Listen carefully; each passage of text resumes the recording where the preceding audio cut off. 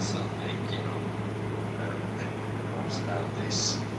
So the real question is, for Trump administration, do they want to leave the Middle East and then China? I mean, is this goes without saying that China will the geopolitical gap? There's absolutely no doubt about that. Russia may not be in the state to do that right now because of the involvement in Ukraine, but China is very much ready to do so.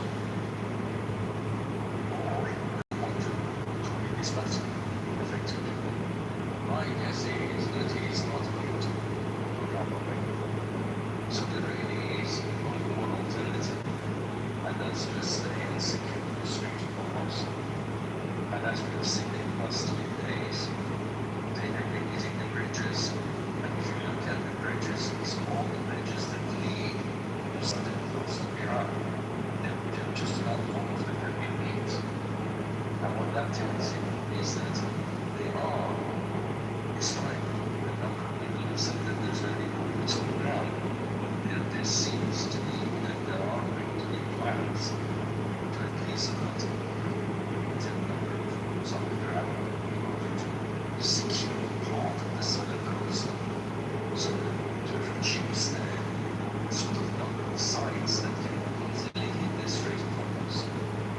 So basically the plan, I think, I'm not an expert, but it just seems to me that the plan is to shift the sort of drone and missile facilities that Iran is using in the Strait of Hormuz, shift that from Tehran by several hundred kilometers, so that if actually they manage in terms of it, because if you're on Pressure Island and the Strait of Hormuz is right underneath you, then obviously it may take time to hit it very precisely. If you're hundreds of kilometers away from it, that obviously makes it a lot more actually successful hit. That's how it seems to be, but again, it's just the power wants to be there. First of all, the second thing that Spain is the backing of the subcontinent of the nation, if you like. Those are the things that are sort of seemed to all the non-comprehensively there. I think that's where I leave my thoughts. So you asked a couple of questions. I'm going to take a stab at answering them. Yeah, let me see how this fits from your perspective. One potential answer is that the president's dedicating is a deliberate covert effort to align with Russia and Iran to destroy U.S. global influence, because as you point out, Iran wants us out of the region, Russia wants us out of the region so that they can move in. One could leave that question lingering in the back of one's mind as a potentiality. Most of the people who have analyzed all this, such as the Council on Foreign Relations and others, are saying, no, Gary, that's not a possibility. That this is a classic case of strategic miscalculation, ideological friction, and entrapment into yet another forever war. So while the consequences of this conflict may inadvertently serve the interests of Moscow and Tehran, most of the assessments that I've read about it, because this is a question that's been burning at me, are rejecting the idea of some kind of an intentional accord, so to speak. So I looked at an analysis in Foreign Affairs, which is the publication of the Council on Foreign Relations. And that analysis suggests that when the president initiated the war early this year, he had an aggressive pressure strategy. And he assumed, perhaps naively, and maybe not perhaps based on the facts on the ground, that these massive airstrikes and the assassination of Khamenei would trigger a rapid collapse of the regime or force an immediate surrender. Well, that didn't happen. We know that instead of collapsing, Iran dug in. As others, Andrew mentioned, they've adapted their tactics. They choked off the Strait of Hormuz.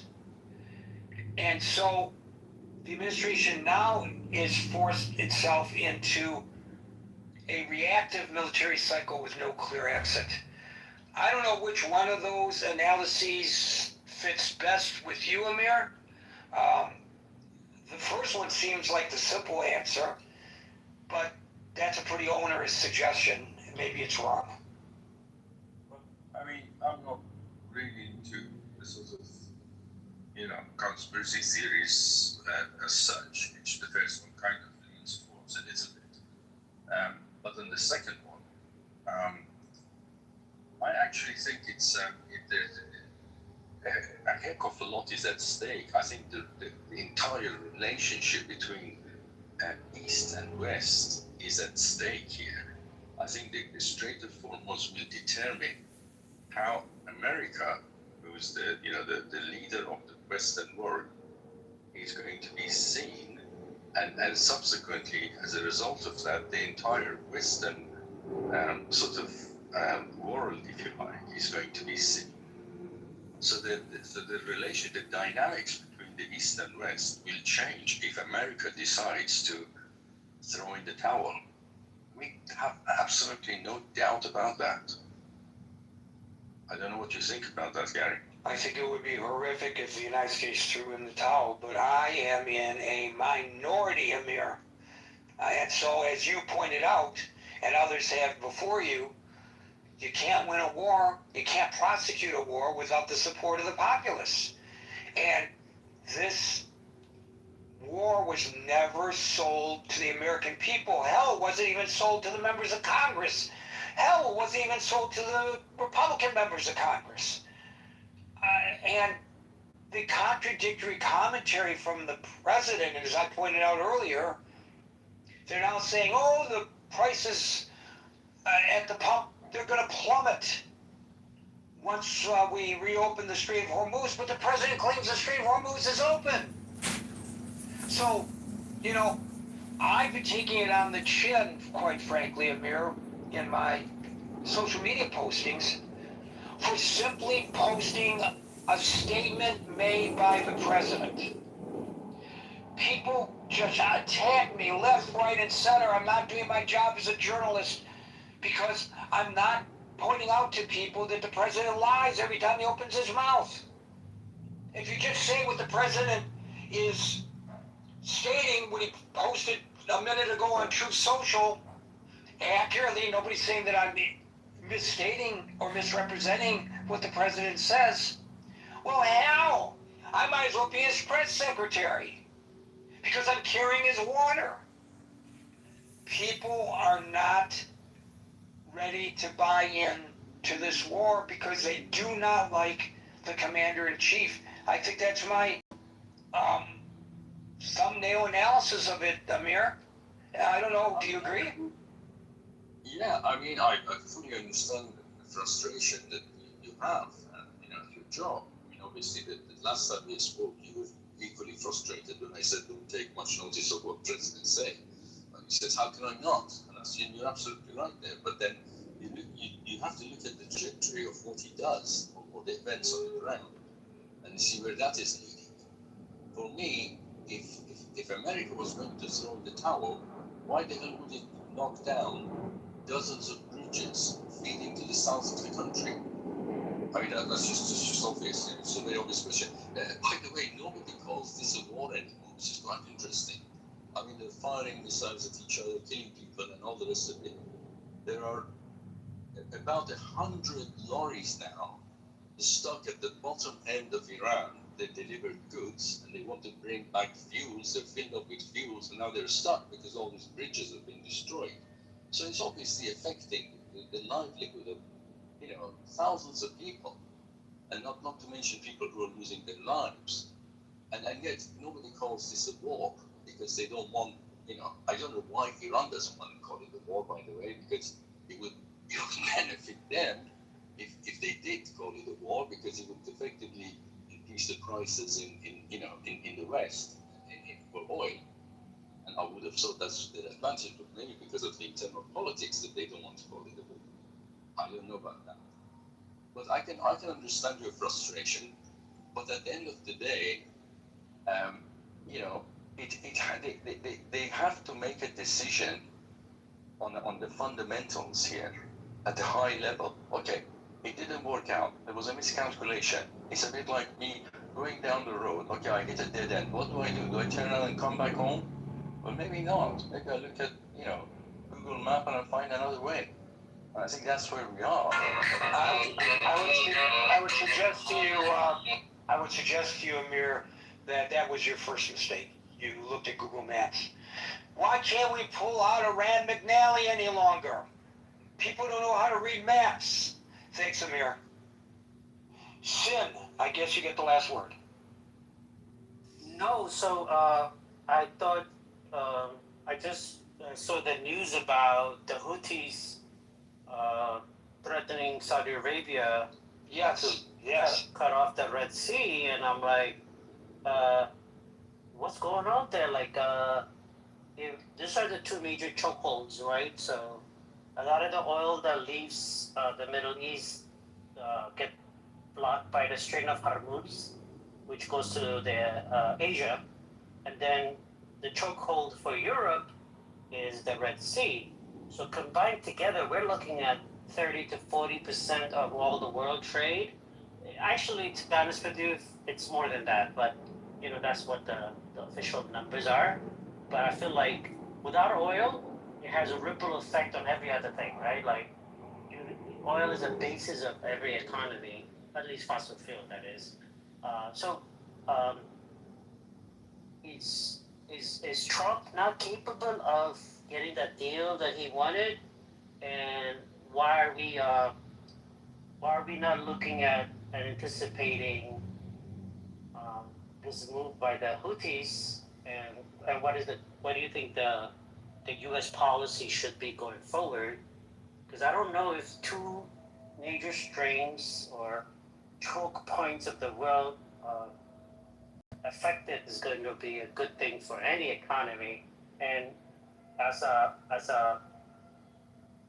not a citizen, but as a person that's engaged in the economy of the world, should we worry about another major economic downturn because of this? So, the Houthis, as we all know, are rebels in Yemen, and they are controlled and financed by Iran. So this is a front that's being opened by Iran. They're putting a greater squeeze because they see that the petro flow and the petrodollar is a choke point politically for the United States.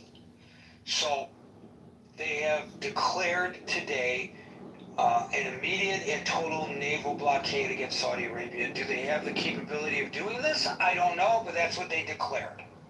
So at the very least, they've opened a dangerous new front, expanding the war, and I will call it a war.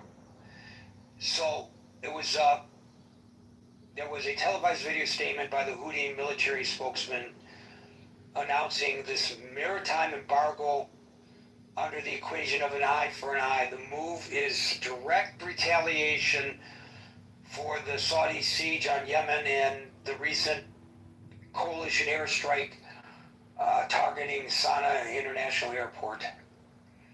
And so it places critical global energy corridors under a double squeeze now.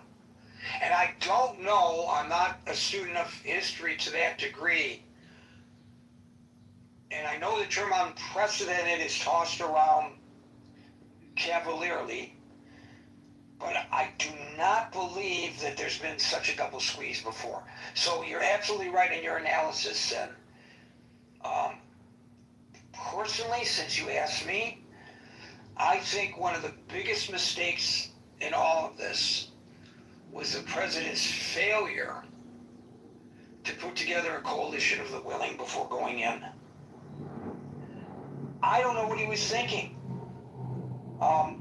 We do not have Europe behind us, even though Europe is being impacted by all of this. And part of this also has to do with his derogatory remarks toward NATO. Could he have affected the NATO allies paying their fair share and doing more to provide self-protection without embarrassing them on the world stage in the manner in which he did? I don't know. And maybe it was a necessary tool and an effective one, his version of the art of the deal, to get them off the, off their rear ends to do what they needed to do. So at least what occurred as a result of this in that regard, I guess could be chalked up as a success of his administration. But the flip side of that is, what was the cost? And the cost, I believe, for what it's worth, I'm not an expert, others can disagree, but for what it's worth, I believe the cost is he alienated them so badly that there was no way he could go and ask for another coalition of the willing. Because if he had done it and had been turned down, he would have been embarrassed, and that would have made him a loser. And we know this president doesn't like losers. So, can I be fair in your judgment and assessment?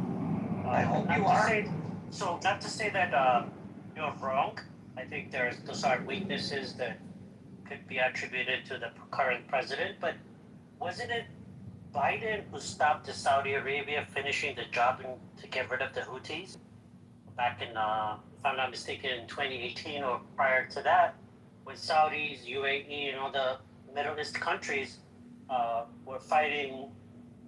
First, I think under, I don't know if it was Biden or Trump was in presidency, but the Saudis and the UAE and the Gulf Coalition had taken up the mantle in dismantling the Houthi threat, right?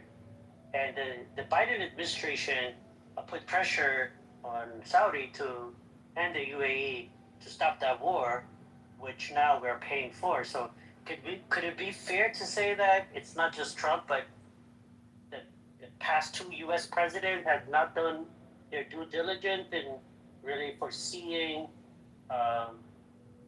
what is now what we're experiencing?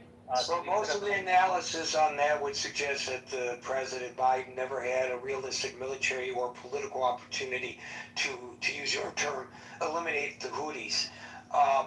Completely destroying that group was never an option on the table because they're deeply entrenched. They're 200,000 strong, and they control territory housing 80% of Yemen's population.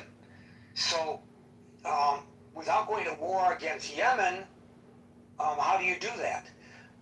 The Republican Party has suggested repeatedly that, and some Democrats have as well, that Biden did a series of strategic calculations and policy shift opportunities to contain the group, and that emboldened them.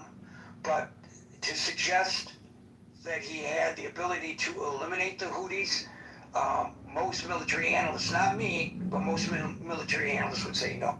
No, I agree. I mean, I'll get to you, Glow. We go one at a time here. Go ahead, Sam. You gotta wait till your turn. So no, I agree with you. It's porous mountains, hard to attack, but there was no upwardly support for the Middle East and Saudi Arabia coalition that was trying to remove the Houthis from power. I don't think the U.S.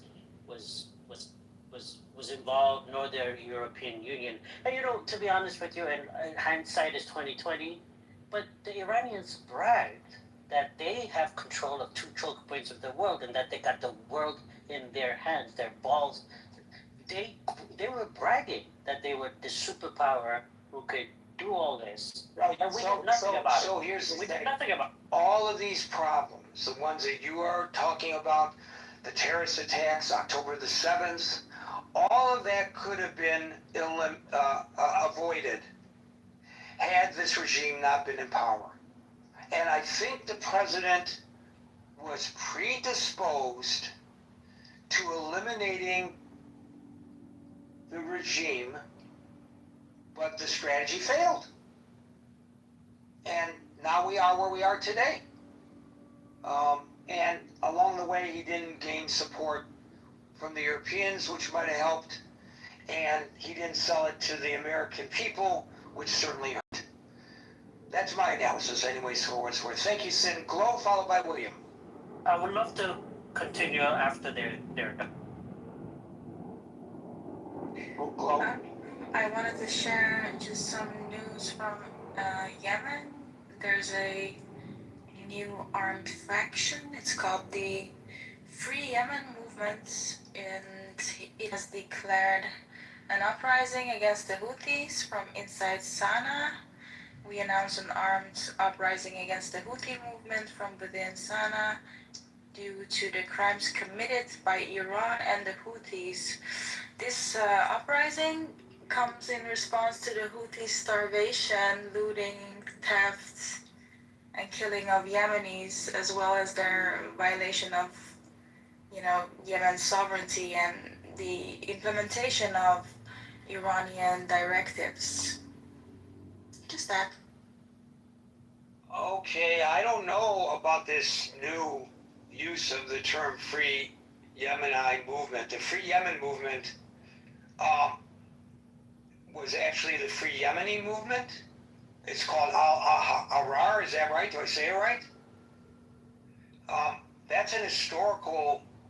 I don't know anything about this new Free Yemen movement. I'd love to know more. So message me and tell me what you know. William, and I think we'll have time to go back to Sen. I came up to, basically Amir said that the United States is the leader of the Western world. That's no longer the case. The United States is the wealthiest country in the Western world. The United States has the most powerful military of any single country in the Western world by far. But the United States has, as you were saying, Gary, broken their alliances. They've threatened other NATO members like Canada or the Kingdom of Denmark, threatening Greenland, which is part of the Kingdom of Denmark. The United States has changed from being the lead country within NATO to being the vendor to NATO. So the United States is no longer the leader, and part of that is really the Western world. The alliances are largely held together on economics and an ideological commitment towards democratic governance based on ideas of liberal democracy. And in this administration, there's been an attack upon the economic relationships with our allies, and there's been an attack on the national security, direct national security attacks on NATO allies, and the rest of the world is watching. Everybody sees this. People are paying attention that lead other countries. It's given a lot of uncertainty about our leadership and our commitments with our relationships with the East Asian countries. When we turn on our NATO allies, how does Japan or South Korea or Taiwan look at it? Well, yeah, Trump did get everybody to arm up, and Europe is increasing its military expenditures. Throughout Europe, basically the countries most close to Russia are spending the most, and Japan has changed their constitution, and they are increasing their military expenditures by a lot.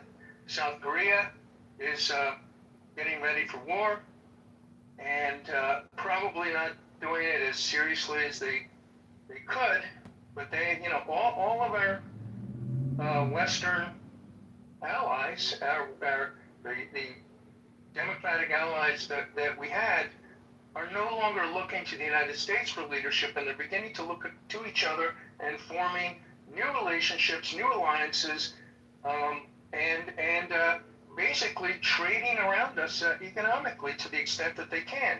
We're a huge economic powerhouse. We've got the biggest economy of all of them, and they can't avoid us entirely, but they've been switching over to locally produced weapon systems to the extent that they can, rather than simply rely upon the United States.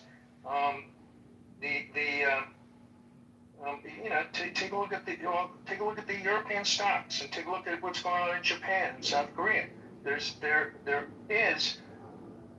a lot of increased investment, and the goal of that increase in investment, by the way we have attacked our alliance structures, is less reliance upon the United States. So maybe Trump thought, oh, I'll beat up on all these countries like a mafia boss, and I'll get them to all kowtow and buy more weapons from the United States. And to some extent, he's been correct. They have.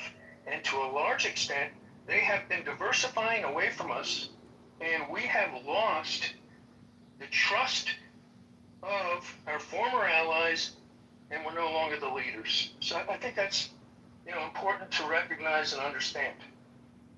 Thank you, William. We'll go to Sid, followed by Amir. Right. So, no, great stuff. Great stuff. So, I think, Greg, you might appreciate my use of this word. America's been going through not a civil war, but a political civil war, right? Where the Democrats and the Republicans are not on the same page regarding where America's future lies, right? So we're suffering from that, right? And the world is seeing that, hey, they're not united. There's such division, and different political groups around the world will buy off a political organization against each other in order to. So like the empire, for all intents and purposes, is dying, right? And that's not a bad thing. America should have never been an empire. America fought off colonialism, built its wealth and its status by not oppressing other countries, but within its own confine. Not unlike the British Empire or the French or the other European empire. So we're not good at this as Americans, right? We're not great at being imperial power and being world leader, and we should have never been involved in that. It's just the haphazard of what happened in World War II with the British and the Germans, so forth and so on. Without going deep into the historical context, I would say that with great power comes responsibility, and we are responsible in how the world is going to be. We have a stake to play.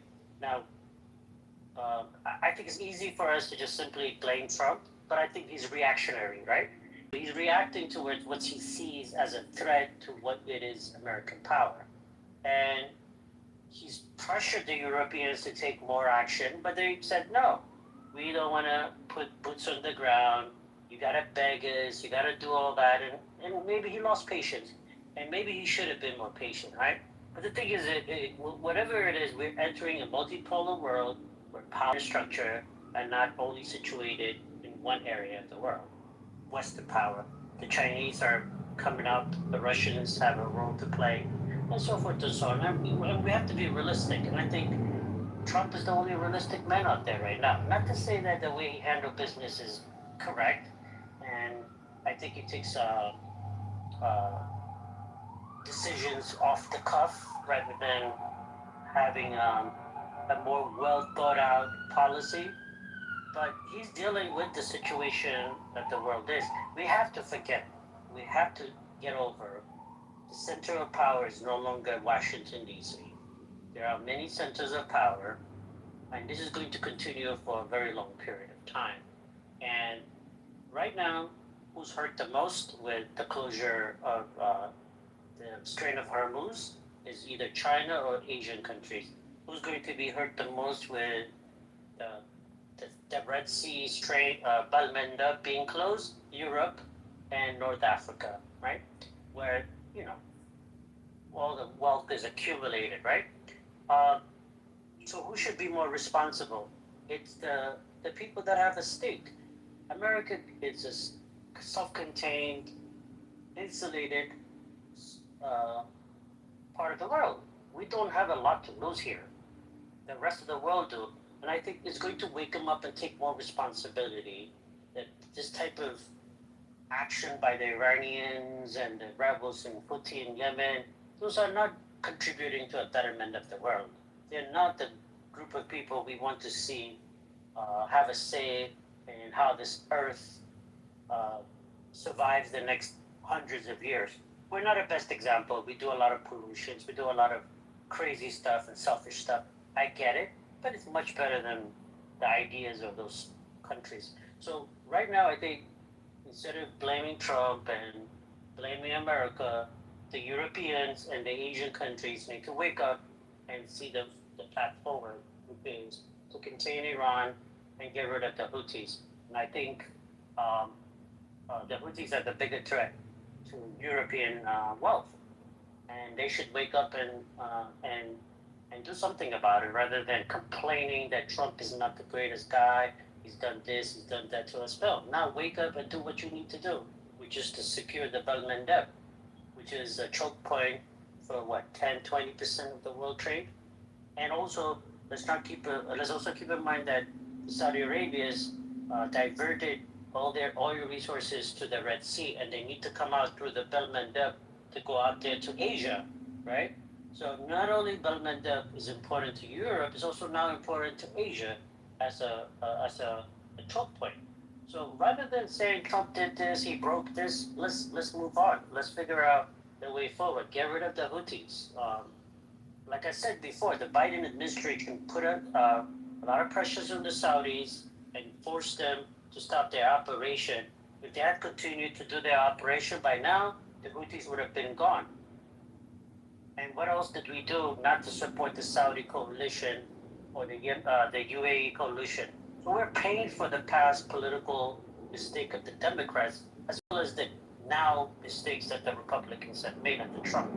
So it's a sticky situation, but we got to move forward because the world economy right now is under threat, and that affects all of us here and everyone around the world. You know, the blame game is over. What are we going to do about this? This is my concern, Greg. Thank you, Sin. I've got some breaking news. Gary, sorry, I'd say Greg. That's okay. I've got some breaking news that's directly related to today's discussion. The Pentagon now says nearly 100 U.S. troops have been injured in the last 2 weeks of the Iran war. The disclosure follows the New York Times report today that the Defense Department was withholding from the American people casualty figures, a report that the Pentagon attacked is inaccurate. And then suddenly they release these figures. So nearly 100 injured in the last 2 weeks of the Iran war. Amir, followed by Matthew. Just very quickly with regards to what William said. I tend to agree with a lot of points that he made, but it has to be seen in the context of Trump window in the U.S. The U.S. is much, much bigger than Trump, and that's something that often gets confused. From, for example, the UK perspective, U.S. is still the leader as far as but we do the largest trade with the U.S. and we heavily rely on U.S. on the military side of things with NATO and the rest of it. And I think, to be honest with you, Trump, kicking gas off the EU countries is not a bad thing. It has kind of paid off in terms of their defense spending and so on, which needed to be done because it was just a bit ridiculous. I think all U.S. citizens would agree that if it was only the UK that was really, and France perhaps, that was paying the 2.5% at the time. Nobody else was really reaching that point, and they should do. And now they are doing and going beyond, which is a good thing. So those are the two things. And one other point which William made, which I thought was actually to some extent was answering his own questions or comment or point, and that was that the fact that it's not just about the trade or the military. It's also about the system of governance. It's about the values, about democracy, liberalism, and multi-party democracy, and everything else. And I think in all of those, we are on the same line, and definitely in many of those aspects, US is leading, and I'm talking about US, including the window of the Trump, but well beyond and above that. Thank you. Thank you, Amir. Matthew, followed by Alyssa. Hey guys. Yeah, man, I don't know. The war is expanding. Try to just go back to the topic of the room, but even if it expands, when I think of the Straits of Hormuz, for me, it's kind of like, imagine China trying to come to the Gulf of Mexico and controlling the Gulf of Mexico, like the ships coming in and out of the Gulf of Mexico or something like that. Like, the Straits of Hormuz, like, that is right next to Iran, and it's very thin, and Iran just needs, like, basically, the smaller the better. The smaller the boats that they use to mess things up in the straits, and the more the drones they have, like, they don't even need to, like, blow anything up. They just need to, like, deny safe passage, right? So I just don't see any solution, except for the U.S. Navy actually, like, leaving the straits, and then Iran may reopen it, and I think that's actually what's going to happen. I think there's going to be some negotiations in about 2 or 3 weeks. There'll be more bombing. There'll be more negotiations. The U.S. Navy will pull back, and the straits may open again.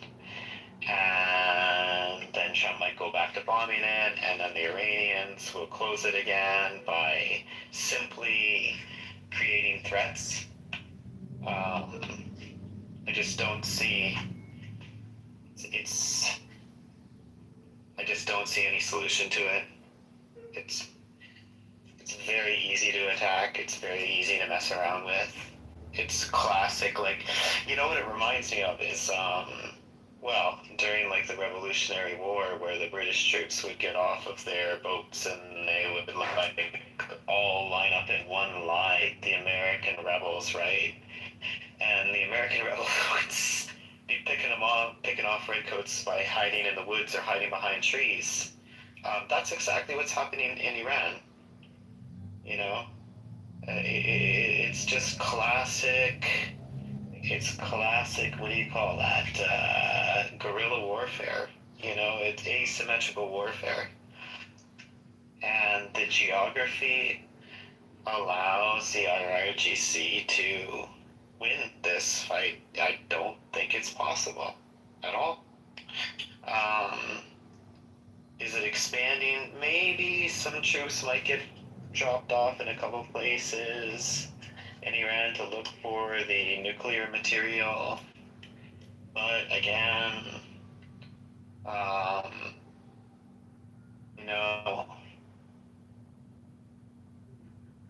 I think now there's Iran to build nuclear programs, you know, because they probably see it as a kind of regime survival now. So I think this whole thing is going backwards. It's all going in the wrong direction. Thank you, Matthew. Alyssa, followed by Dude. Real quick. So, I think, well, I know I can see it, but Trump doesn't want to hurt the non-radical people of Iran. But he started something that is not going to finish easily because they are, you know how their oil was overflowing? They had to get rid of it somehow, and you know who's buying it from? I mean, if people just turn on the news or just, I don't know, open their Twitter or X, they'll see their one of their allies, China, is helping them, and Russia is supplying them with more stuff, and they never got that dust out, and so they're still creating nukes. So I don't think this is gonna end quickly. And I wish like someone from, I don't know if anyone here is from England, but like if they could explain what is actually happening, because it's kind of gotten to them quicker. Because I mean they're over in Europe and other countries in Europe. I don't know facts, but just what I've heard of in England and seen happen. And yeah, I wish Trump would have listened to all of the many retired generals that kept saying you cannot, which is obvious now, you cannot negotiate with these people. And that's all I wanted to say. Thanks. Thank you, Alyssa. So you're right, Iran is actively attempting to rebuild and restore its damaged nuclear infrastructure. We don't know the extent of its success. There's a lot of debating about that, but I think there's universal belief that that is exactly what's going on. Dude, you get the last word. Well, I'll just say that I hope that it doesn't expand, but it does seem to be the likely situation that the world is currently facing. Trade corridors matter. There are probably other trade corridors that are being worked on building. Africa being a continent rich in resources. Russia and China and America are probably looking at different economic and trade agreements that will either dissipate.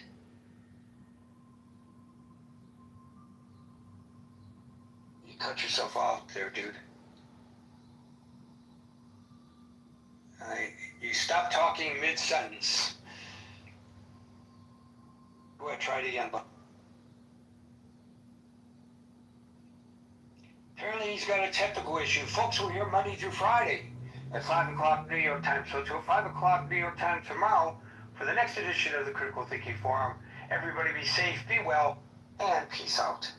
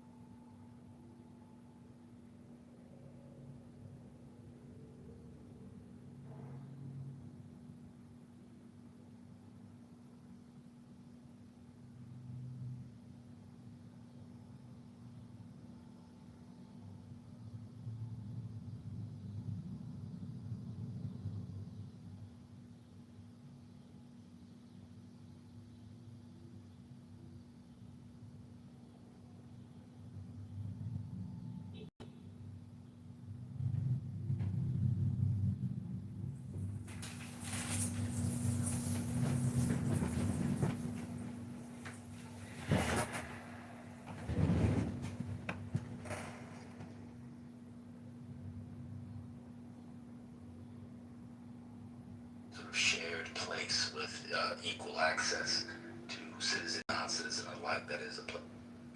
I will open a room now. I will open a room. If you are a man has balls, no problem. I will open a room. How's it going? Doing all right, man. Good to see you one time. Yes, sir. See you. Yeah, me too. I've never had a problem, getting a PDF from an author ever, but It's about society, though. That's not a prediction. I can sit there and say, yeah, in the next 250 years, there's going to be a war between this country and that country, and the chances that I write are significantly high, especially with how fucking countries operate. You're making blanket statements about society. You're saying, oh my God, that's the correct. And he talks about water being one of those things that he put into existence. We're not disputing that. The statement that the Quran is making, right, that God is making in the Quran, that God is revealing to us, I understand. right, is that, What? right, all living things, all living things in order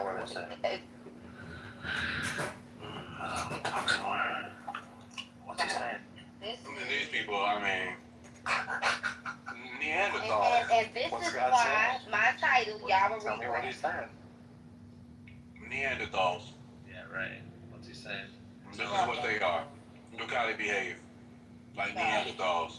Okay, tell me what he's saying, It's right? not just Tell the me white. what God's saying in the Quran. The newer book. What's he saying? Tell me about it again. It's so easy, even the case. But all living things are created from water. That's what he said. All living Well, things are created from water.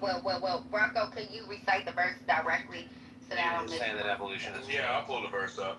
Okay, Yeah. so you believe in evolution then, No, basically. what do you mean? Don't speak for my belief. You don't have to speak That's for what my belief. evolution Let me says. tell you like this. This is a police stop. Okay? That's what evolution You don't, says. let me tell you like this. You do Yeah, but that's not. what Okay, well, if evolution says it, right? Show me that So you prior disagree to the with Quran. Show me that prior to the Quran because that was the argument. That was my statement. Yeah. Show me any literature prior to the Quran that stated this. Oh, I would say I already told you Genesis says You know, that all that's not stating that. water We already was went present over first. that. We're not talking about God creating water. We know God is the creator of all things. That's what Genesis is stating, okay? When water came into existence. We're not talking about when water came into existence. No, absolutely not. The dependency of water and the creation of a Yeah, human there was being no is life. what we're actually There was speaking no life about. on Earth. It was a dark void That's what we're speaking about. The dependency, with water. the It was a dark dependency of void. water. And guess what? Like And it was other things created before water, right? And earth was still earth with life. Yeah, so it's just Was the same life, thing. even It's in just different Genesis. Earth was symbolic life without Yours the is water. the newer But stuff. God stated, but look at this, and this is why you all will regret. Talking Rocco. Okay. Listen to something. Look at the sky for a lot. Didn't see any birds laying up there. And butterflies that are eating my wound. Like I'd feel something, it'd be painful, and I'd be like, see, there's like a fly on there, and I'd look, and it'd be like, yeah, it'd be like two of them even.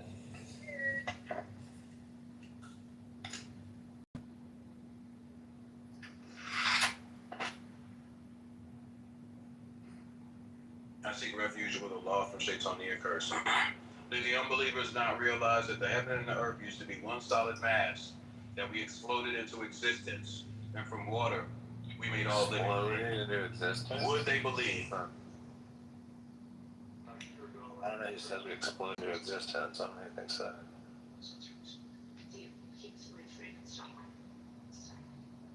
Hey Ray, you're hot making, so that's to be expected.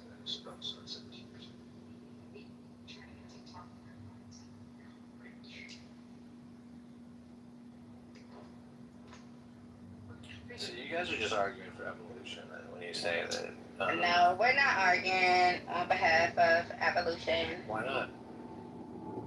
We're arguing on behalf that there's How else no does God do it? but How else God. does God do it? What? How else does God do it? How else does God do what? Do the life that we see on the planet. You said how by repeating it. He doesn't use evolution. By repetition. He doesn't use evolution. By repetition. Yeah, that's part of Because evolution. you shouldn't believe in evolution because if you Evolution saying that they requires were able, hold on, tons of it wouldn't be repetition. evolution. It wouldn't be evolution, right? By your own admission, right? You said that it wouldn't be evolution by your own admission. It was either you or Mars. I don't know which one was talking, but right, it wouldn't be considered evolution when you agreed to the notion that oh, there was literature written and it was people able to discover certain things back then, right? That wouldn't be evolution, would it? If today, right, Yeah. how would humanity Yeah, evolve if the same things back in the day they have discovered, they're discovering today? That wouldn't be evolution. Yeah, I don't know what you're referring to. Can you give me an example? You said it. You literally said, what were we talking about? We were talking about, what point did I bring? I don't know. I don't know what you hear. No. That was his point, evolution. You talk okay? really loudly. So basically, well, turn your phone down. We have options. Remember, God don't remove our choice. But anyway, That's okay. he was talking about, he mentioned evolution, right? And he said we believe in evolution. I said, well, by his own admission, right? Because earlier he brought up when we mentioned the water thing, right? When we mentioned the verses in the Quran, the sign of the water, right? He brought up, and he said, oh, well, this was written in Genesis or whatever, right? And I'm saying absolutely not. This wasn't written in Genesis, right? This is something that later the gospel proved evolution, rather than him saying, oh, what they did then is what they're doing today. That would be evolution because they're not evolving. It's nothing evolved. It's the same shit from the past into the future. What are you talking about? Sure, you can ask now.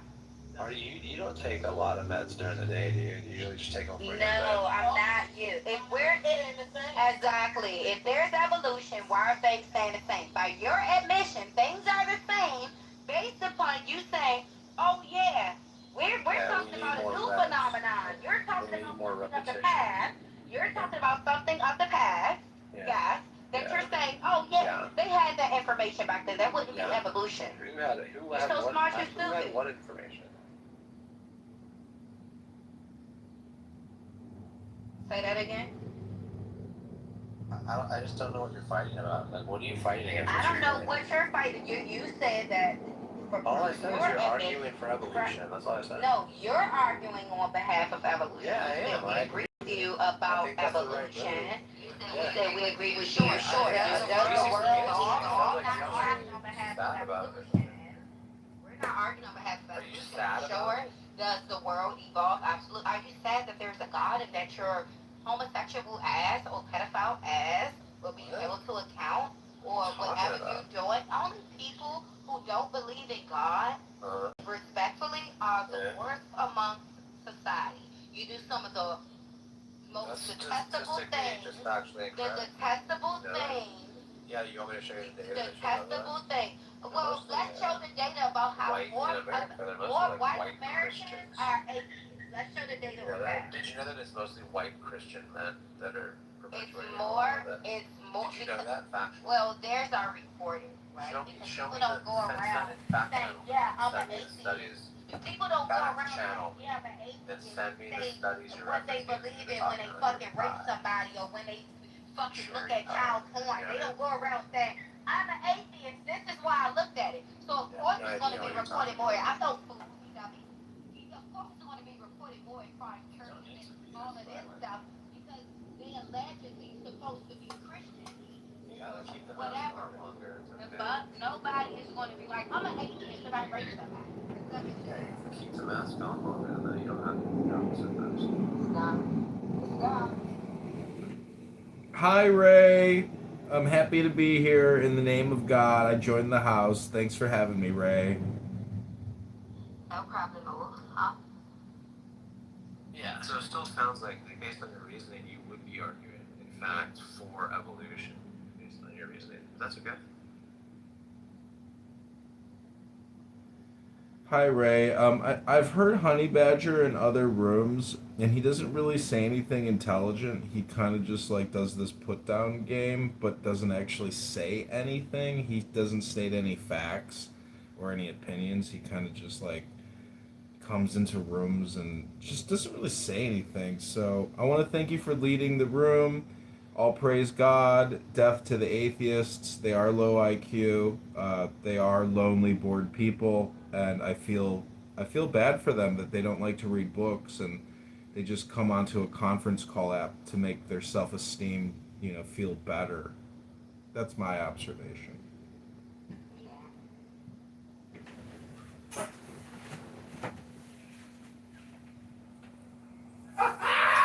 you, Progressive. I appreciate your input. I'm gonna chew on that, see if I can become better. We gotta hear that ding and that triangle in the background.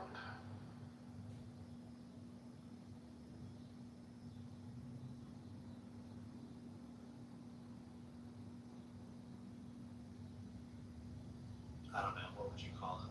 Philosophers, maybe? Or what do you consider Alan Watts?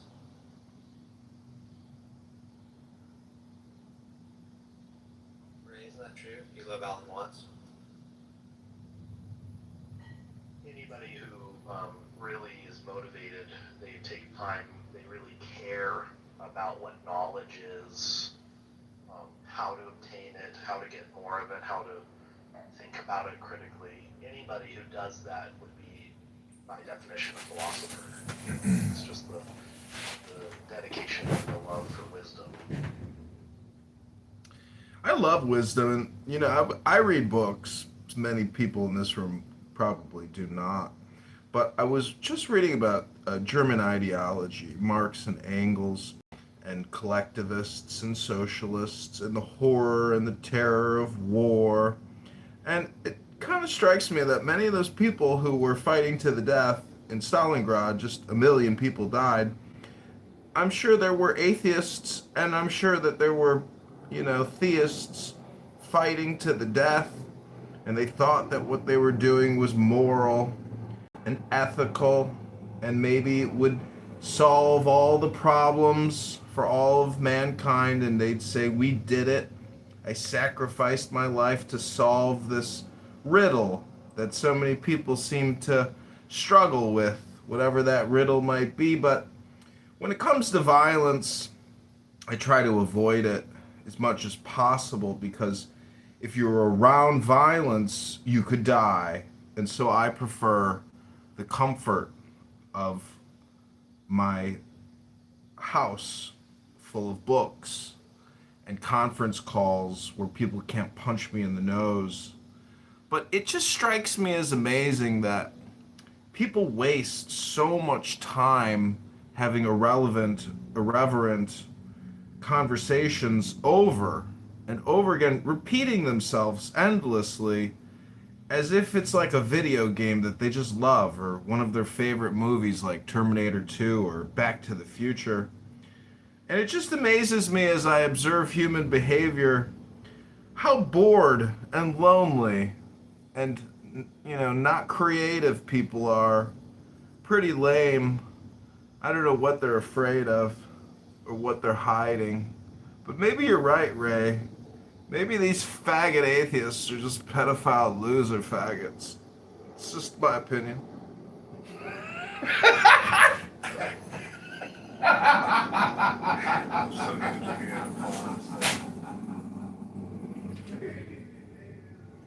Theatrical, yeah.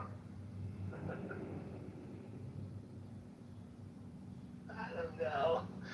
Maybe these these non-believers, they just do so many weird things, and like I'm not weird at all myself. Maybe I go out there and I look at everybody and I observe everybody, and I'm not the fucking weirdo myself. Not one bit.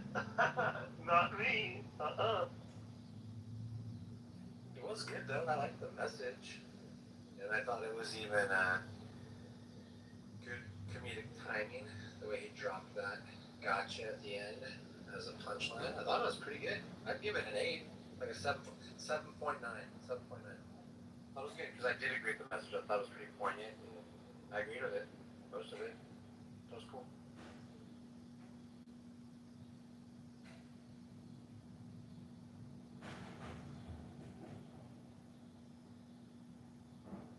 So thanks, Progressive.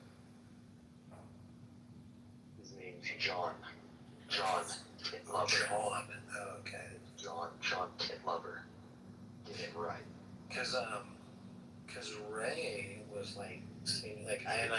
woman. She's got a lot on her plate, and I don't blame or fault her, but she was seeming a little bit, elevated with me and you earlier. So it was just nice and refreshing,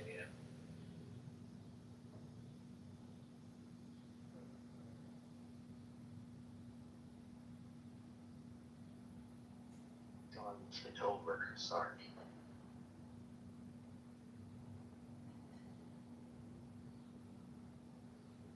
Yeah, whatever your name is, progressive, liberal, thank you so much for everything.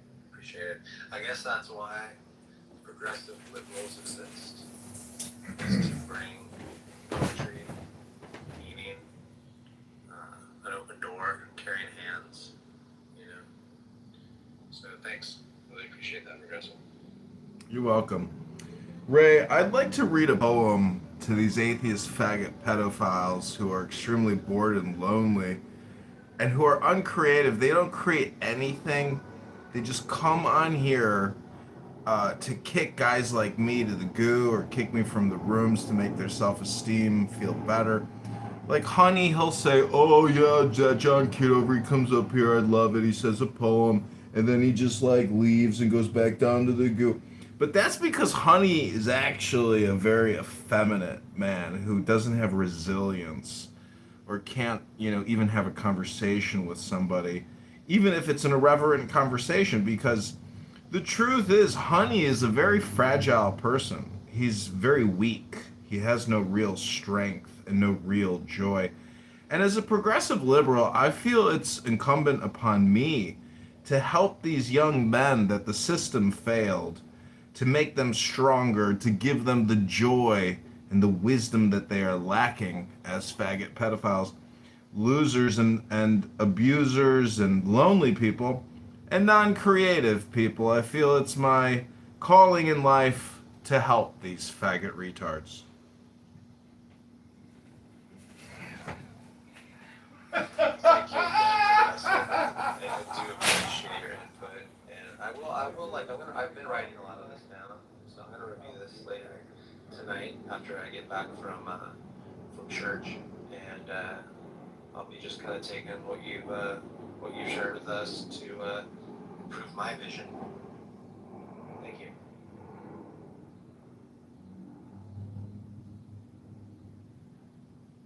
And not one person will think that you are a lunatic and a fucking weirdo yourself, progressive. Not one person is going to think that.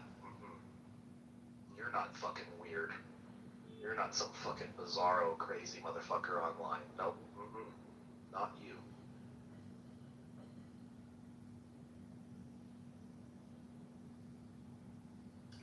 And I do wish you well. I hope your stand-up paddleboarding exploits are a service to you and others in your community. I know you have been running for Congress for quite a while now, and I hope you get in. I hope you made it.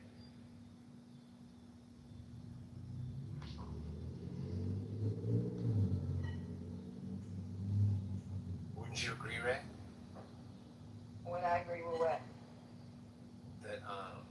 That basically when you say that, like if someone says, hey, everything involved with life had to have water beforehand, it came from water, that would be in line with evolution theory, correct? Don't try to, I'm not gonna let you escape the dumb statement you made, so. Well, hold on, You're trying to you don't want to answer that comfort question. yourself. Yeah, you're trying to comfort yourself right now. Well, you don't want to answer that question. You know it was dumb as fuck. Honey, if the human body is 98% water and you weigh 185 pounds, what's the molecular weight of the H2O contained within the cells in the skin of your body?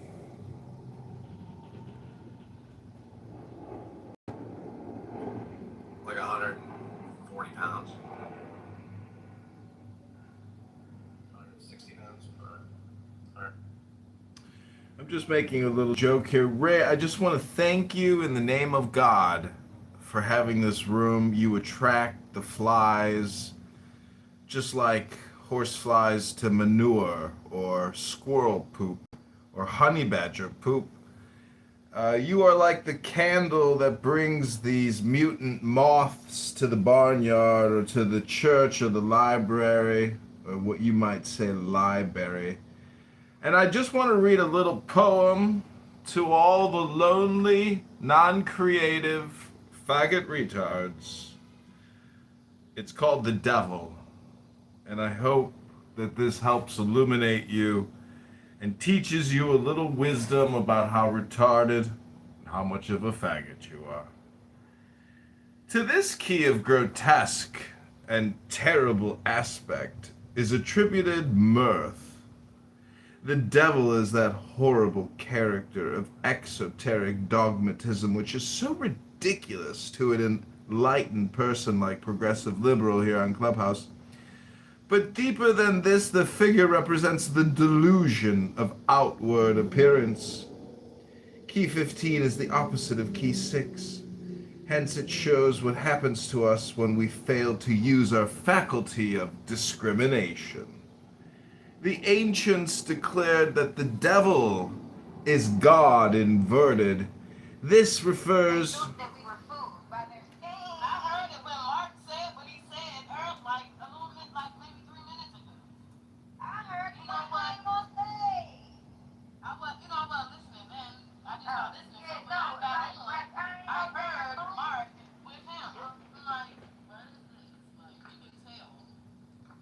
Hello?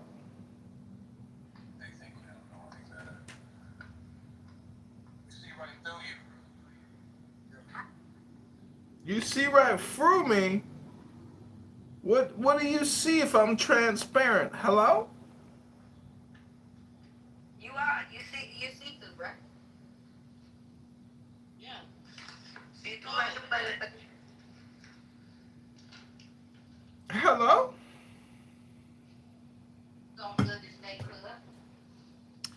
Well, since you don't like my poetry, maybe I could play you a little song on my Chinese flute as you look through me.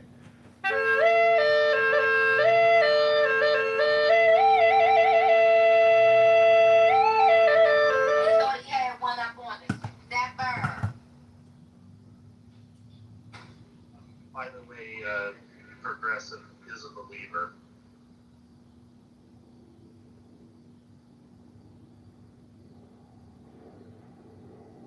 Interact with the stupidest fucking people. What's your degree in? I mean, technically I have a bunch, but I have political science. Technically, you have a bunch of degrees. I've never heard anybody say that before.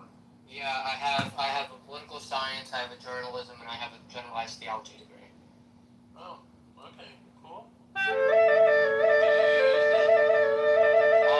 Yes, I use my theology degree, and I used to use my political science degree. What career do you have? I teach intro classes. Wow, that's awesome. It's hard. College.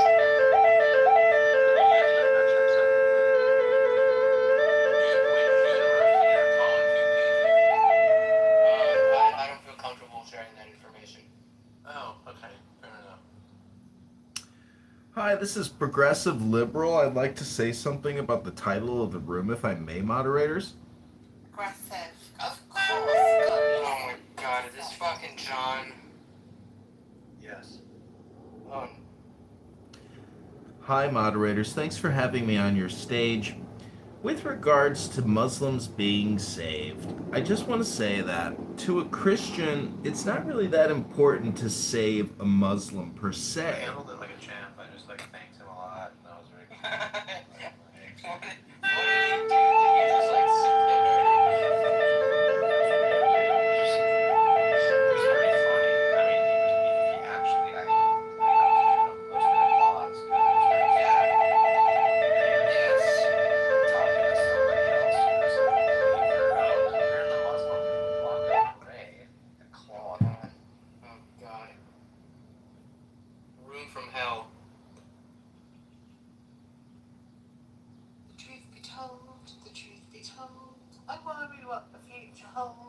so I just come out of there and then I go in here. It's Baghdadi too.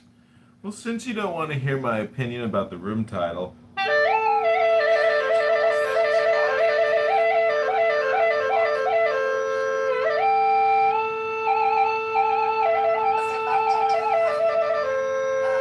come to the conclusion that you have the evidence to justify the claim that God does exist and that you know He exists?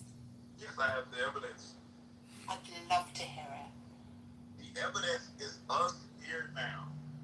Oh my god. Look at the trees. Yes, That's horrible. Look at the clouds. Look at the moon. That's horrible. Baghdadi, it's evidence of Brahma. A lot of evidence. Is it evidence of Brahma? A lot of I love that evidence. JCC made it a song. Look at the trees. Look at the birds. Look at my dirty knees, I fall down when I climb these trees. I get mesmerized when I look in the sky at the birds that fly by. I get dizzy in a haze from climbing these trees. Trees, thank goodness for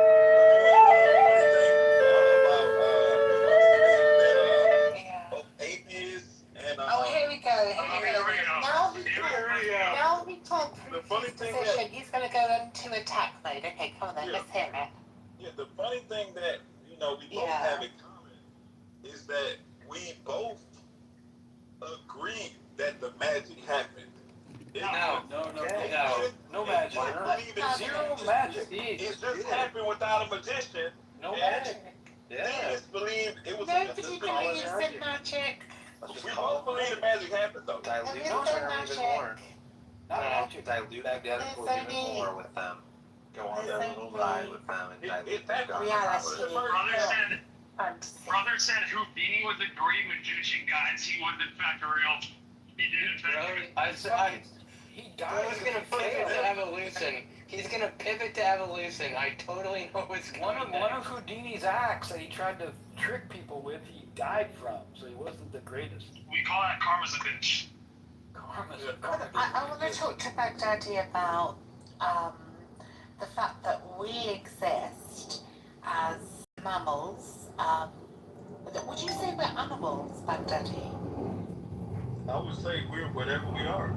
Are we animals? We're whatever we are. Are we animals? I wouldn't say animals, but I wouldn't say You wouldn't say never, right? You wouldn't say that we're not animals. I would say whatever we are. You know, it's just how you want to look at it. Definitely give her the option. Money, power. Hey, let's see what's going on, Viv. What'd you say, Viv? What's going on? I think they should go a few more days and then headed back. Oh, okay. You're still in the States then. Yeah. How do you feel about ranch dressing? I don't really fuck with it. Have you tried? This bullshit calories. Ranch dressing is garbage, by the way. So, no, apparently there's a thing. allow myself to introduce myself. No shit, this is not indicative. No, Not indicative. this is our next president in chief. I just came to participate in a happy hour. Alright, that can make you our side. I brought my Chinese flute.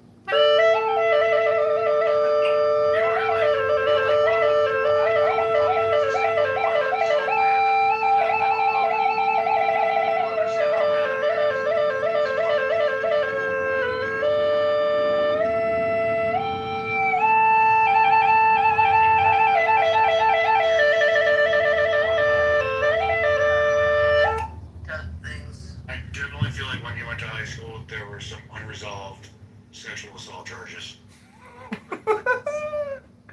Projection mirror says what? The projection detection system has been activated.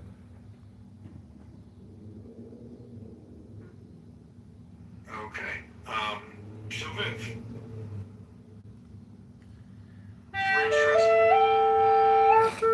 Did you try that?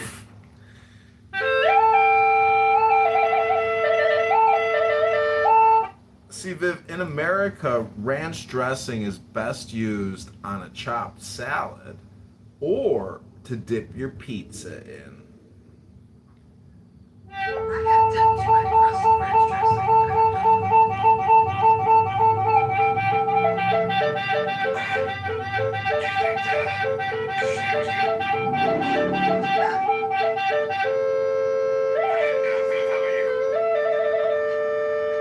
Have we really nothing else to talk about?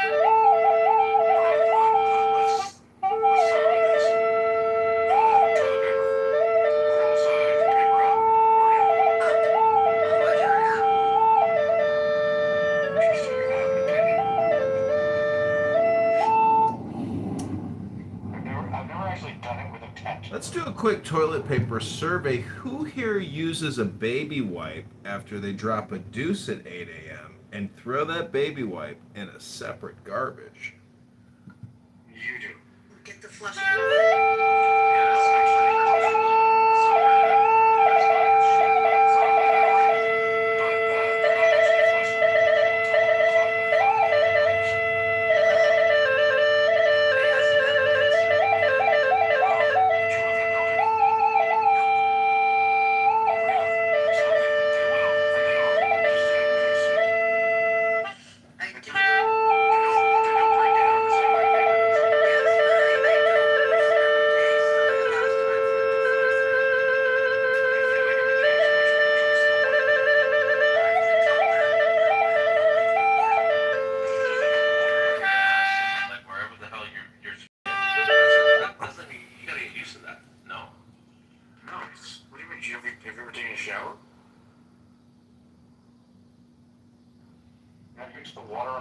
Hi everybody, welcome back to Happy Hour, where Clownhouse users are confirming that they have shit on their ass right at this moment.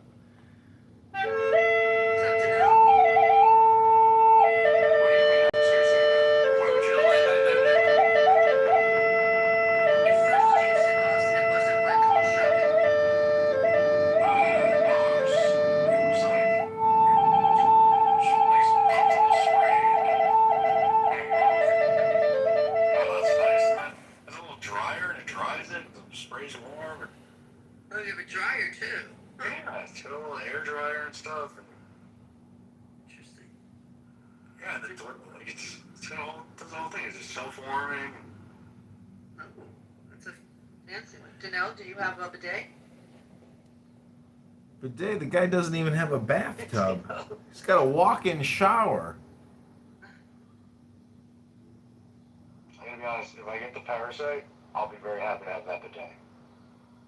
Everybody's talking about this explosive diarrhea salad parasite, and they just came out and said it was all fake news.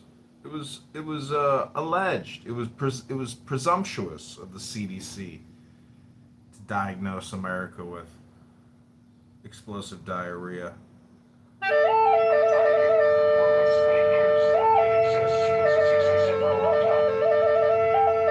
And it's a pandemic, I guess. Robert Kennedy, at the CDC conference call, Kennedy was like, "We got a problem with explosive diarrhea. The salad's all infected with E. coli, and everybody's getting explosive diarrhea." Listen, girlfriend, John? Projection mirror says what?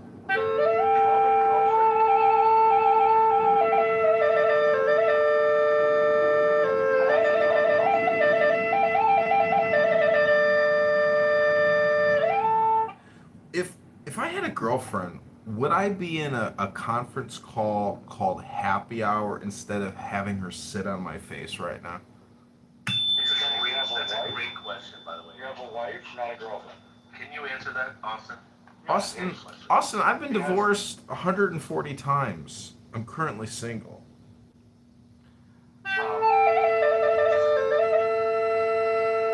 Are you a matchmaker?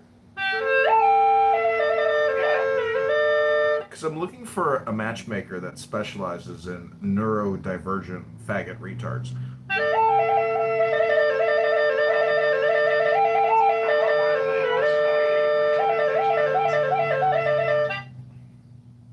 Who goes by Austin Powers in 2026? He's been proven to be a faggot retard.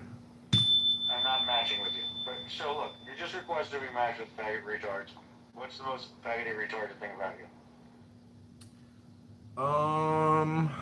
Oh God, there's so much. I don't even know where to start. Maybe the. Start at the beginning. Well, No, I'm not bald. that beginning. The other one. I'm bald, so you know a lot of people like to say catfish, but now they're calling it bald fish. Yeah, the top. I'm starting at the top. I'm bald. I meant about not about your I'm appearance, beautiful. about your the spirit.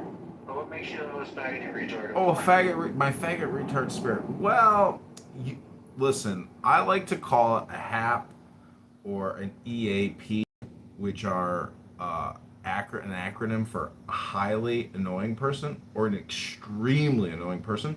And I think if you observe my behavior and cross compare it with the behavior of other people on this app, you will find out that I am actually not a highly annoying person.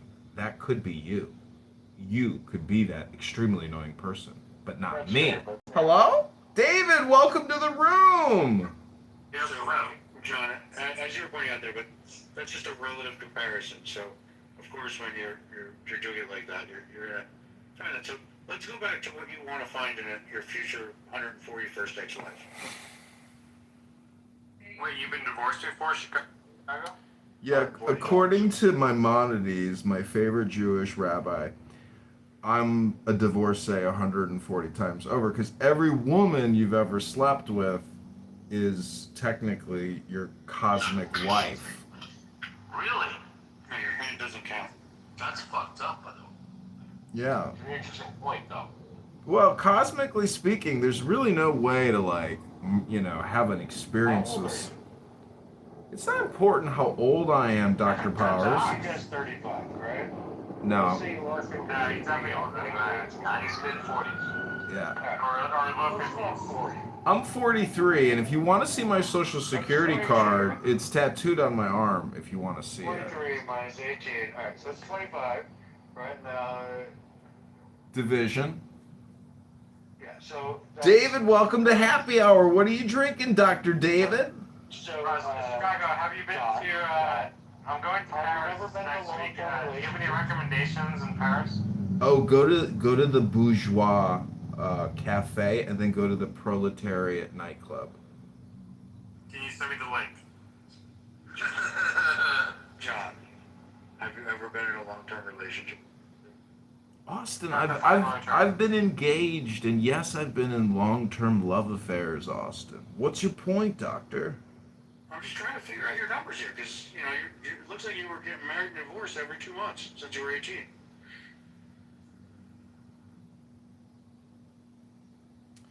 Well, what's important? You're denying that he has 140? Is that what you're saying? No, he says he has 140 ex-wives. That would require him every 2 months to get married and divorced. That's also your IQ score. Wow. David, when are we going to the hockey game, buddy? With all due respect, I probably wouldn't invite you. Well, thank you very little. John, I'm going to challenge you to do something kind for a stranger today. Really? Well, I've already done that actually. I got one of well, I won't go into too many details, but I did an act of charity this morning. You didn't talk to someone else on the elevator? No, I was a gentleman and I helped someone in a bind. Okay, so Chicago, if you don't have any Paris recommendations, I'll be in London as well. Do you have any recommendations in London? Oh yeah, go to the Playboy Club and see my ex-wife. Her name is Rose Marhata. She's a key girl. She's an absolute perfect 10. Her name is Rose Marhata. She's a London 10 though. After I stoop. Yeah, so I've been with more than a few girls from London, but none of them were British. They were all. Yeah, London Bridge is falling down. Yeah. No offense to anybody in the room who's British, but these British girls, not so much. Wow. What do you mean? So a London 10 is like a New York London 10. No. Like, what do you mean? Dave? Yeah, the London 10 is like a New York City 5. David, so you're from New York? From New York City 5? That's giving whatever. David, when was the last time you had sex and you didn't have to pay for it? I don't have to answer that question. When has anyone ever had it not paid for it? Ever? That's actually a good question too. FYI. That is a good question. Yeah. I'm just saying, I'm wondering how David views The love. question is, when have you had it and not regretted it? That's actually a good question too. That's a good question. I've heard if you want to fuck her in the ass, that's how you know you love her. Wow. Nah, man, I'm not about, That's not one of those good questions? No, that's not a great question. What if you want to fuck her in the ass and you realize that in this scenario, you are the ass? Yeah, man, once you go there, it's all over. Like, it's downhill, in my opinion. But go ahead. No, I agree. But I've seen some porno videos that made me rethink some of my past former sexual experiences, and I thought to myself, you know what? I would like to have tried that position with that person. Wait, so Albert, do you have any recommendations for me? You got, with a little bit of surgery, you could get that, confident voice you're going for. I've already shaved down my vocal cords. When I'm in Paris or London, do you have any recommendations? Yeah, enjoy it. It's great. They're both great cities. But don't go. Yeah, I know. I've been there. David, here's my recommendation for you. Update your Hinge settings to Paris, then London, and so have your... I don't use Hinge. Well, this is what you need to do. This is the recommendation. Because once you download Hinge and you do your photo verify and then you update your geolocation to Paris and London and you start swiping right, well, now you've built up a little social network, kind of like a conference call app for loser faggot retards that waste all their time and are bored and lonely and don't create anything called Clown House. Something you're very familiar with. Hello? See, that was just straight up mean, man. Why are you being mean? Yeah, that's not nice. That's not nice. Because when people come to me for advice, I give them good advice. But if they don't take my advice, well, then they just confirm my diagnosis of faggot retard. Hello?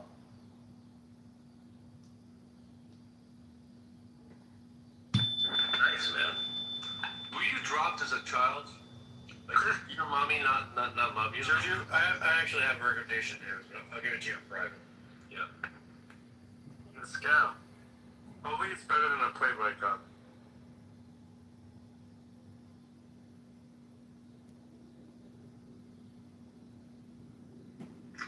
Man, I don't know. I mean, there's no need. Like, do you not like him? And then, I mean, it's okay. But to be mean, just to be an asshole, that's not cool. Oh, well, David was asking for some unfiltered advice. I thought I'd share some good ideas with him, but he's a lazy What's up, Austin?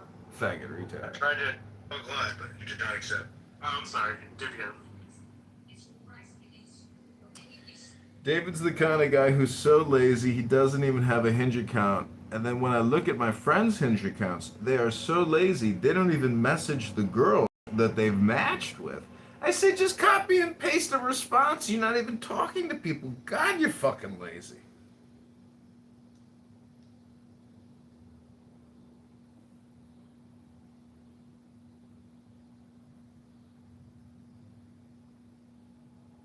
So welcome back to Happy Hour. Oh, and now he's gone? Oh, they'll be back. They just wanted to share some gay little locations about where they can have their Gay, obviously, right? best little gay sex. I don't know. I don't think so. I have no idea. Doesn't matter. Whatever. Yeah, he can orgasm in Paris however he chooses to orgasm. I'm not interested in his orgasm news. Why are you so interested in calling him a piece of shit? That's what's weird. I didn't call him a piece of shit. You kind of did, man. But I didn't say he's a piece of shit, did I? No, that did not. That's your interpretation. That's your assumption. That's my direct way of listening to you talk to other people. It's very simple. That's how I do it. Oh, that's your observation of my behavior. It seemed like you don't like him. Like you were being an asshole to him. Well, what did I say? What did I say that was so insulting to David Bobadilla? I don't know what you said to him. You call him a fag and whatever, right? Oh, a faggot retard is a term of endearment nowadays. Okay, wonderful. Haven't you ever been to a happy hour before, faggot?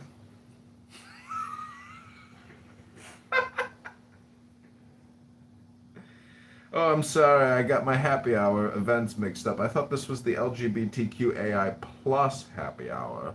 My bad, boys. That's actually pretty funny. Go ahead. Keep going. I don't know why you're being an asshole. So I'm just saying that, like, if you've never looked up LGBTQIA plus and you don't know what the plus is, it means twin flame. It comes from a 1990s indigenous tribe that had rotating work assignments for both males and females. It's called twin love. Plus inclusive! I mean, you definitely have a creative mind, bro, which is good. I hope you're using it. Like, it's fun to listen, sort of. I hope it's productive. Oh, it's super productive. It's more productive than David Bobadilla. Oh, by the way, I'm going to Moscow. I'm going to Moscow on Friday. Have any recommendations for me? That's on your ass, bro. I don't know why they left, but it's cool. I would rather you not just badger people, but go ahead. This is a happy hour, Albert. You know, people are here to take some shots, relax a little. They ran off to their little private. They'll be back. They got nothing better to do. What do you think they were here? They got nothing to do. No, maybe they want to have some fun and talk about, interesting shit, man, not be berated or bullshitted. That's not, I don't know if that's in your vernacular. Yes, absolutely, yes. Tell you about all of these degrees on your wall, and now you slow all of a sudden during the conference.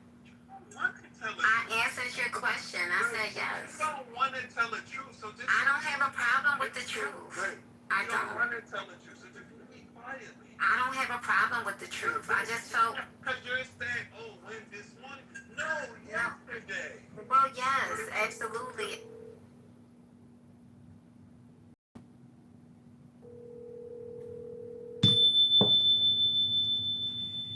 Welcome to the podcast.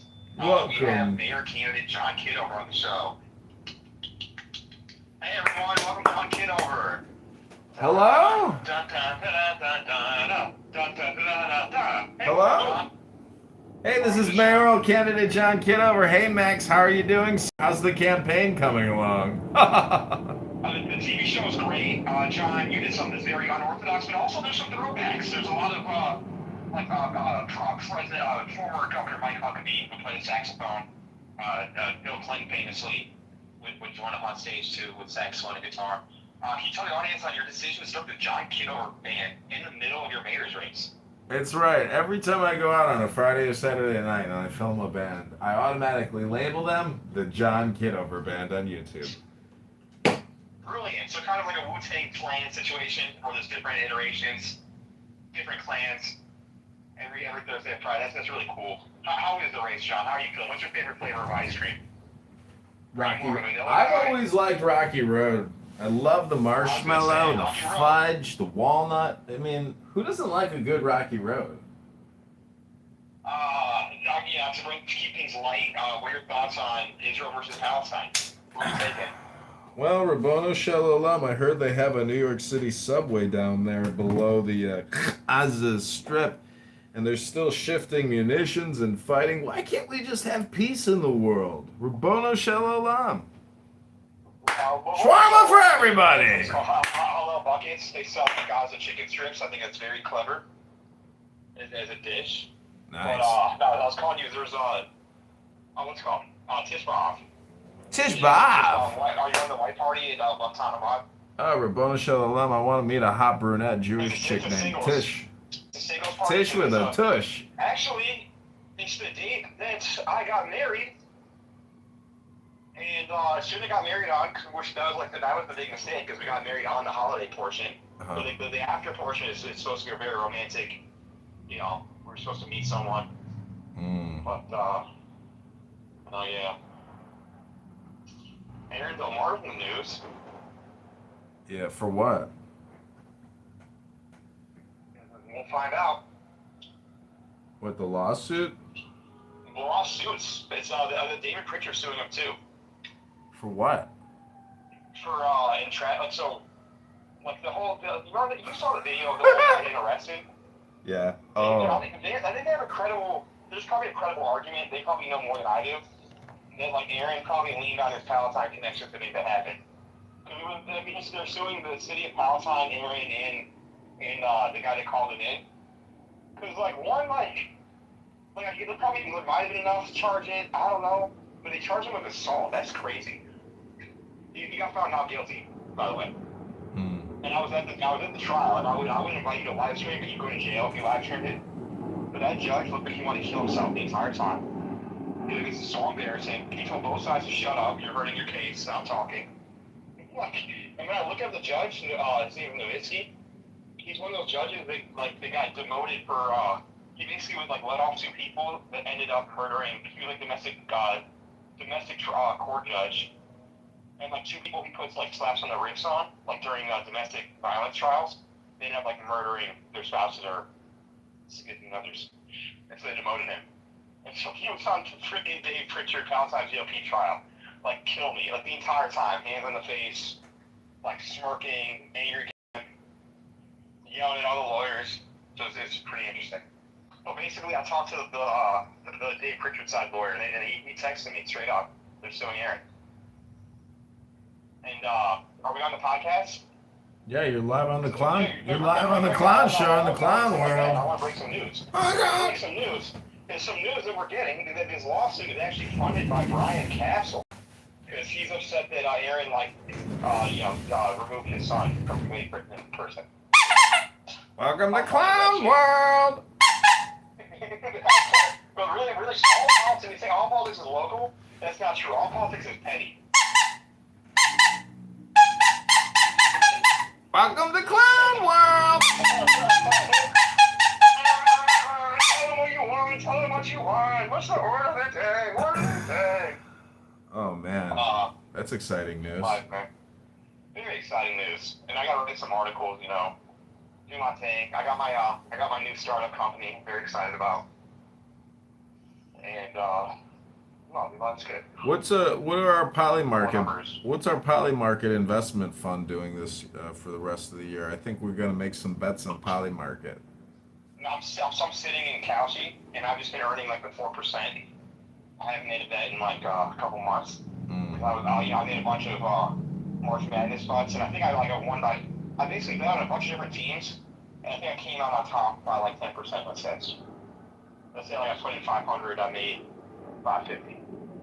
And I'm we're gonna. So my biggest bet I made was off Bob Trietti. I made $250 off him. I fucked up without telling you that. And so basically, Bob Trietti was trading at 75 cents, but he had Andy Williams was his only opponent, and he was running as a write-in. Oh my gosh. So that was that's the thing with Poly Market and Kalshi, is the key is look for the micro markets, markets that have less than $10,000, $15,000 in it. And then try to find the Bob Trietti stuff that just is that doesn't make sense because it's so small.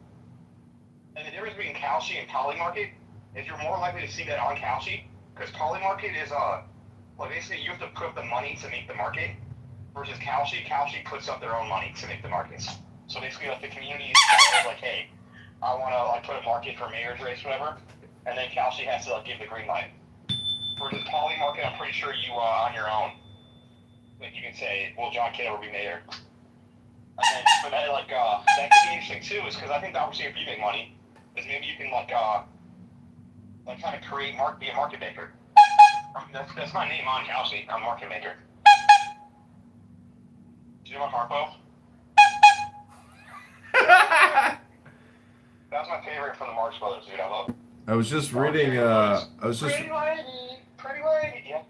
Yeah, Jerry Lewis. Oh my God, he ended up being a total jerk. Did you see? I saw a video of his daughter. All the charity people were probably weirdos, like him and Bob Hope and. Yeah, I'm I sure heard he was a that. weirdo. I heard Bob Hope And, that. and his movies don't like he was the Adam Sandler of his time, but like his movies don't they don't like stand the test of time. Like I could watch Duck Soup tomorrow or Animal Crackers and like laugh my ass off. You watch Marx Brothers tonight, you'll laugh. Yeah, I've got DVDs on Marx Brothers, but you know who they say? You know that movie Eyes Wide Shut by Kubrick? They say that. It's okay movie. They say that the guy who was throwing the like elite sex parties, that's supposed to be Bob Hope. Yeah, they say that. Yeah, they say Bob Hope was a bad man with all the USO stuff and going overseas. Like, cause think about how much more shit you can do in the war zones. I don't know about that. I'm just saying that, like, if there is some kind of like elite cult or something like that, like they say. You know what happened in Serbia and the Kosovo when they basically there was the allegation that basically elite people were paying. There was that war going on, that conflict in Yugoslavia, or whatever, and like rich people were paying money to just snipe people. Do you hear about that? Yeah, I've heard about that. Did you know it took 750,000 Soviets that died in battle to kill 250,000 Germans in Stalingrad? Not surprised. So 1 million people died in bloody glory for. Yeah, they wanted them to die because they. For what? So the commies just don't care about human life, and they were literally giving them more. You get a rifle, you get some ammunition. It was complete bullshit, and because they really think that like the central planning, whatever, the central committee, like GOP, like should have all the power, and like should plan everything. And it's hard to plan everything because so many people. So that's why all the commies always go like depopulation route, or like the education camp route. Because like it's much easier to plan. Yeah, I mean it's true. You wipe out your future political enemies in the mass casualty battle. But anyways, I was going through a book today. But yeah, so the campaign to elect John Kitover, I'm gonna update the antidote. And when can you do you make it official? Because then I think you should start like texting Shia and really get some press. It's official when I start putting up videos of me collecting signatures. Yeah, when are you gonna like make your like file?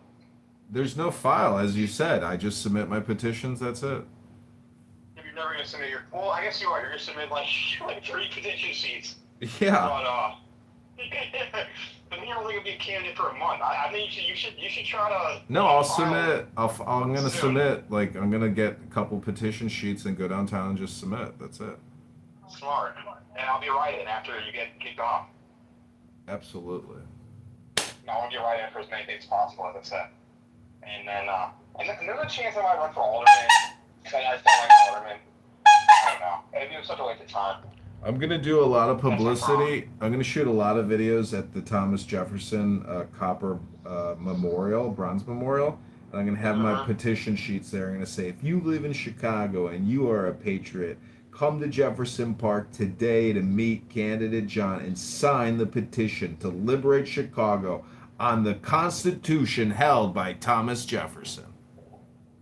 Yeah, and I think you should be the leader of like a movement. That's awesome.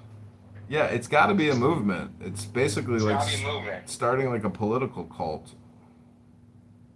Then, I can walk in, a little bit. A little bit. I mean, look at Marx and Engels. Marx and Engels kept saying that it's not the bourgeois that's going to lead the revolution; it's the proletariat. Proletariat. If there's any hope, it's with the proles. So I gotta connect. That's why I've decided to go full on LGBTQ, AI plus. Because I realize that I need as many votes as possible. So I'm going to embrace what I consider to be illegal and unethical moral behavior, which is same-sex orgasm or attempting to have same-sex orgasm. Jews should run for office. That's why I say Jews should run for office. You force you to sell out to win, college. But I support it,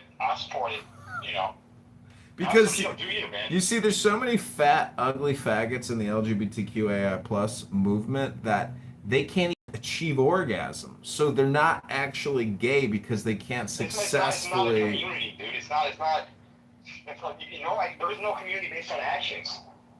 You know what I'm saying? What do Like, you I'm mean? not, They got Pride Month. That's like, the it's not month the of push-up. I'm not in action. the push-up community. Like, what the fuck, dude? Like, am I in the push-up community now? Because I do push-ups?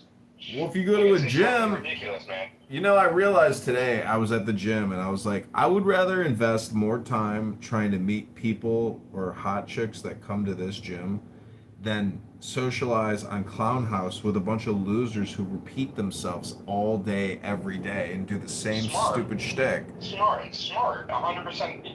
Your mind's in the right place. Yeah, because I'm like, wait a minute, I have a community here at the gym, and I'm not even meeting all the hot chicks that I see like every day. Why don't I introduce And a lot of myself? them had similar interests. There was a girl that was very good looking in my gym, but I was engaged at the time, so I wasn't entertaining anything. But like, it turns out she was like wearing Trump stuff out of nowhere. Like, you never know. Yeah, I saw a hot chick at the gym with a black Trump MAGA hat. Like, couldn't tell it was a MAGA hat unless you looked really carefully.